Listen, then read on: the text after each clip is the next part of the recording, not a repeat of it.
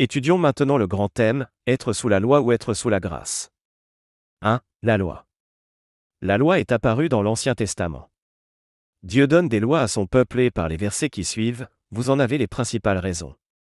Deutéronome chapitre 14 verset 2, « Car tu es un peuple saint pour l'Éternel, ton Dieu, et l'Éternel, ton Dieu, t'a choisi, pour que tu fusses un peuple qui lui appartint entre tous les peuples qui sont sur la face de la terre. » Exode chapitre 19 verset 5, « Maintenant, si vous écoutez ma voix, et si vous gardez mon alliance, vous m'appartiendrez entre tous les peuples, car toute la terre est à moi, vous serez pour moi un royaume de sacrificateurs et une nation sainte. Voilà les paroles que tu diras aux enfants d'Israël. » Lévitique chapitre 18 verset 5, « Vous observerez mes lois et mes ordonnances, l'homme qui les mettra en pratique vivra par elles. Je suis l'Éternel. » Au cours de l'Ancien Testament, les Israélites ont bien imprudemment promis, tout ce que l'Éternel a dit, nous le ferons, Exode chapitre 19 verset, émoticône, n'en croyant pas ses yeux. Or personne sinon le Christ n'a pu faire cela. La loi entraînait donc la condamnation de tous, si la grâce n'était pas intervenue, par anticipation de l'œuvre rédemptrice du Christ. La loi est l'ensemble des règles données par Dieu au peuple d'Israël, par l'intermédiaire de Moïse. Le texte complet de la loi se trouve dans Exode 20 à 31, Lévitique et Deutéronome. On y retrouve des règles concernant les sacrifices pour le péché, les 10 commandements, les rituels cérémoniels, les règles de vie en communauté. Dans l'Ancien Testament, les hommes étaient justifiés par les lois, c'est accent grave dire. Que leur pardon et leur salut dépendaient uniquement de l'observation des commandements des lois. Dieu s'était révélé à son peuple comme un Dieu très saint et il exigeait de ce dernier une séparation nette avec tout ce qui était impur. Les sacrifices d'animaux étaient requis pour le pardon des péchés ou comme acte d'adoration. Le rôle de la loi est de mettre en évidence sa transgression, ce qui est appelé péché. Son but était de révéler aux hommes leurs péchés. La loi impose à l'homme d'être en règle avec ses prescriptions. Dieu donne alors à son peuple les bénédictions et les malédictions qui découlent de l'observation ou pas des lois, lire tout le chapitre 28 du livre du Deutéronome. Toutes les lois de Dieu ont le but de conduire le peuple de Dieu dans la sanctification qui est bien plus importante que les sacrifices. Osée chapitre 6 verset 6, « Car je ne prends pas plaisir au sacrifice, mais à la fidélité, je préfère au holocauste la connaissance de Dieu. » Proverbe chapitre 21 verset 3, « Agir selon la justice et l'équité, voilà qui est, pour le Seigneur, préférable au sacrifice. » Matthieu chapitre 9 verset 13, « Allez apprendre ce que signifie, je veux la compassion et non le sacrifice, car je ne suis pas venu appeler des justes, mais des pécheurs. » 1 Samuel chapitre 15 verset 22, Samuel dit, « L'Éternel trouve-t-il du plaisir dans les holocaustes et les sacrifices, comme dans l'obéissance à la voix de l'Éternel. Voici, l'obéissance vaut mieux que les sacrifices, et l'observation de sa parole vaut mieux que la graisse des béliers. » 2. La grâce. La grâce est le pardon de nos péchés que Dieu nous accorde en raison que son Fils a payé pour nous notre condamnation. Je vous invite à relire le chapitre 1er, Les fondements de la foi chrétienne, pour être plus complète à ce sujet, c'est vraiment très important. La grâce nous est décrite dans le Nouveau Testament, mais commençons par les versets qui nous parlent de la grâce par rapport à la loi. Jean chapitre 1 verset 17, « Car la loi a été donnée par Moïse, la grâce et la vérité sont venues par Jésus-Christ. » Romains chapitre 3 versets 19 et 20, « Or, nous savons que tout ce que dit la loi, elle le dit à ceux qui sont sous la loi, afin que toute bouche soit fermée, et que tout le monde soit reconnu coupable devant Dieu. Car nul ne sera justifié devant lui par les œuvres de la loi, puisque c'est par la loi que vient la connaissance du péché. » Galates chapitre 3 versets 23 à 25, « Avant que la foi vînt, nous étions enfermés sous la garde de la loi, en vue de la foi qui devait être révélée. Ainsi la loi a été comme un pédagogue pour nous conduire à Christ, afin que nous fussions justifiés par la foi. La foi étant venue, nous ne sommes plus sous ce pédagogue. » Matthieu chapitre 5 versets 17 et 18, « Ne croyez pas que je sois venu pour abolir la loi ou les prophètes, je suis venu non pour abolir, mais pour accomplir. Car, je vous le dis en vérité, tant que le ciel et la terre ne passeront point, il ne disparaîtra pas de la loi un seul iota ou un seul trait de lettre, jusqu'à ce que tout soit arrivé. » Jean chapitre 19 verset 30, « Quand Jésus eut pris le vinaigre, il dit, « Tout est accompli. » Et, baissant la tête, il rendit l'esprit. La loi et les prophètes est une expression qui désigne tout l'enseignement contenu dans l'Ancien Testament. Jésus réaffirme l'autorité des Écritures. Jésus a accompli dans sa vie sur la terre la réalisation des écrits des prophètes de l'Ancien Testament et donc de toutes les prophéties le concernant. Les prophètes annonçaient que Jésus mourrait pour l'homme pécheur et qu'il subirait le châtiment pour nos péchés. Christ offrirait sa vie en sacrifice de culpabilité, il sacrifie sa vie pour supprimer notre culpabilité. Tout cela se réalisa par la mort de Jésus sur la croix. Jésus s'est offert lui-même comme sacrifice définitif pour le péché, aucun autre sacrifice n'est désormais nécessaire. Par sa mort, tous ceux qui croient en lui échappent au châtiment et obtiennent le salut. C'est de cette manière que Jésus est l'accomplissement des prophéties et des promesses de l'Ancien Testament. Le sang de Jésus versé sur la croix remplace une fois pour toutes et pour tous les croyants le sang des animaux. Remarquons que les versets de Matthieu chapitre 5 verset 17, « Ne croyez pas que je sois venu pour abolir la loi ou les prophètes, je suis venu non pour abolir, mais pour accomplir. » se situe au début du ministère de Jésus-Christ et que le verset Jean chapitre 19 verset 30, « Quand Jésus eut pris le vinaigre, il dit, tout est accompli. » Et, baissant la tête, il rendit l'esprit, se situe tout juste avant sa mort sur la croix.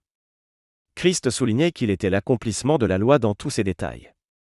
Il accomplit la loi morale en la gardant parfaitement. Il accomplit la loi cérémonielle en étant lui-même l'incarnation de tout ce que préfiguraient les types et les symboles de la loi. Il accomplit aussi la loi judiciaire en personnifiant la justice parfaite de Dieu. Observons spécialement la dernière parole avant que Jésus n'expire. Tout est accompli, c'est-à-dire que les décisions de Dieu concernant ses souffrances sont maintenant accomplies. Tout est accompli, tous les types et prophéties de l'Ancien Testament, qui désignaient la souffrance du Messie ont été accomplis. Tout est accompli, les lois de cérémonie et civiles sont abolies. Tout est accompli, une fin est donnée à la transgression en entrant dans une justice éternelle. Ses souffrances sont maintenant terminées, à la fois celles de son âme et celles de son corps. Tout est accompli, l'œuvre de la rédemption, d'expiation de l'homme et son salut en livrant sa vie en sacrifice pour le péché sont désormais achevés. Tout est accompli, le Seigneur annonce qu'il existe désormais un moyen de salut pour les pécheurs. La vie de Christ ne lui a pas été prise de force, mais il l'a donnée librement. Voyons et réfléchissons maintenant sur ces versets. Romains chapitre 10 versets 4 et 5, « Car Christ est la fin de la loi, pour la justification de tous ceux qui croient. » En effet, Moïse définit ainsi la justice qui vient de la loi, l'homme qui mettra ces choses en pratique vivra par elles. Romains chapitre 6 verset 14, « Car le péché n'aura point de pouvoir sur vous, puisque vous êtes, non sous la loi, mais sous la grâce. » Romains chapitre 7 verset 6, « Mais maintenant, nous avons été dégagés de la loi, étant morts à cette loi sous laquelle nous étions retenus, de sorte que nous servons dans un esprit nouveau, et non selon la lettre qui a vieilli. » Galates chapitre 5 verset 18, « Si vous êtes conduits par l'esprit, vous n'êtes point sous la loi. » Galates chapitre 3 verset 10, « Car tous ceux qui s'attachent aux œuvres de la loi sont sous la malédiction, car il est écrit, maudit est quiconque n'observe pas tout ce qui est écrit dans le livre de la loi, et ne le met pas en pratique. » Éphésiens chapitre 2 versets 8 et 9, « Car c'est par la grâce que vous êtes sauvés, par le moyen de la foi. Et cela ne vient pas de vous, c'est le don de Dieu. Ce n'est point par les œuvres, afin que personne ne se glorifie. » Romains chapitre 3 verset 20, « Car nul ne sera justifié devant lui par les œuvres de la loi, puisque c'est par la loi que vient la connaissance du péché. » Galates chapitre 2 verset 16, « Néanmoins, sachant que ce n'est pas par les œuvres de la loi que l'homme est justifié, mais par la foi en Jésus-Christ, nous aussi nous avons cru en Jésus-Christ, afin d'être justifiés par la foi en Christ et non par les œuvres de la loi, parce que nulle chair ne sera justifiée par les œuvres de la loi. » Nous avons appris dans la chronologie de l'Ancien Testament qu'il existe trois sortes de lois, les lois cérémonielles, les lois sociales, les lois morales.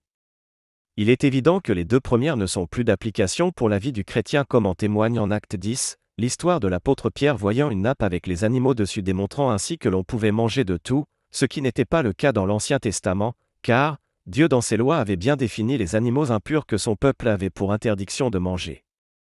Jésus a effectivement en certaines circonstances demandé à ce qu'on applique certaines lois, alors, n'oublions pas qu'à ces moments-là, il est toujours sous le règne de la loi, car il n'avait pas encore réalisé sa destinée. Nous ne lisons plus chez les apôtres de mention ni de demande d'appliquer les lois cérémonielles ou civiles.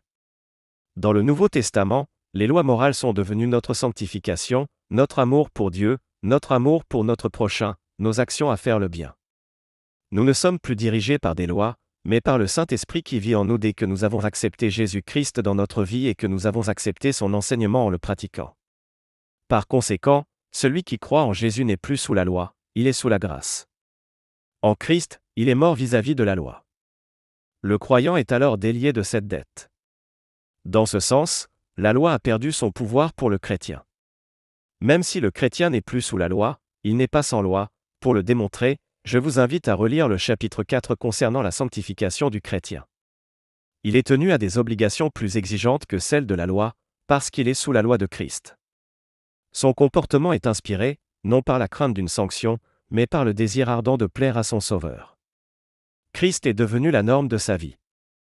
Les enseignements du Seigneur dans le Sermon sur la montagne, Matthieu chapitre 5 à 7, présentent un idéal plus élevé que celui de la loi. Par exemple, pour la loi qui dit « Tu ne tueras pas », Jésus l'accentue « Tu ne haïras pas ». La loi ne juge pas les sentiments du cœur, elle ne juge que les actions extérieures. Or, la grâce n'œuvre pas de la même manière. La grâce exige que les motifs du cœur soient exposés à la vérité. Sous le régime de la grâce de Dieu, on ne peut plus se cacher derrière des accomplissements rituels. Les règlements de la loi tels que manger, boire, faire des sacrifices, paiement de dîmes, chasser le bouc dans le désert, aller chaque année à Jérusalem, observer les règles de purification après les souillures et le péché, tout ce rituel, c'est du passé, c'est terminé. Voyons maintenant les différences entre l'Ancien et le Nouveau Testament. La Bible forme un seul livre, mais il y a néanmoins des différences entre l'Ancien et le Nouveau Testament, qui se complètent de bien des manières. L'Ancien Testament pose les fondations sur lesquelles bâtit le Nouveau, avec de nouvelles révélations de Dieu. L'Ancien Testament établit des principes qui illustrent des vérités du Nouveau. L'Ancien Testament contient de nombreuses prophéties accomplies dans le Nouveau.